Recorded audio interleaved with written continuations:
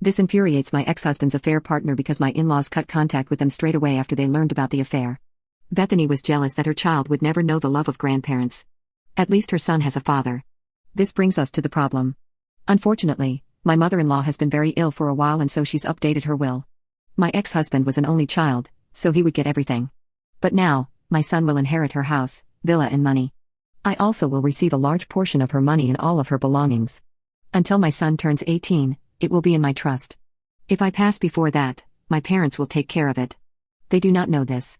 I've tried talking to my mother-in-law why. Turns out that she's had her whole childhood ruined because her father made his affair children his top priority. This is why she wants nothing to do with it or her son.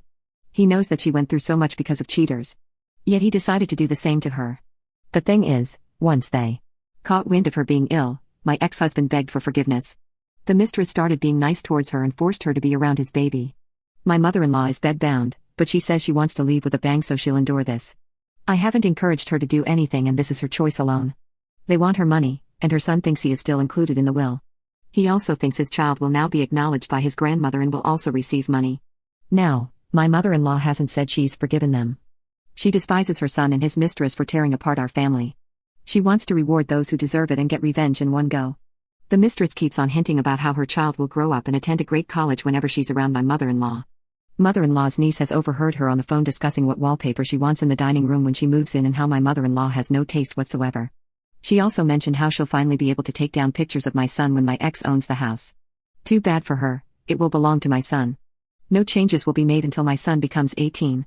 It's his grandmother's home and he should be allowed to cherish it in the way she's decorated it. I'm not allowed to tell anyone, and though this revenge will be satisfying, I'll have to lose my mother-in-law.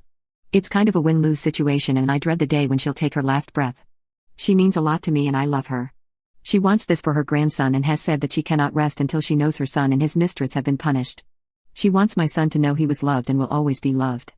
I hope my son will always value the great women in his life. I wish he had more time with his grandmother.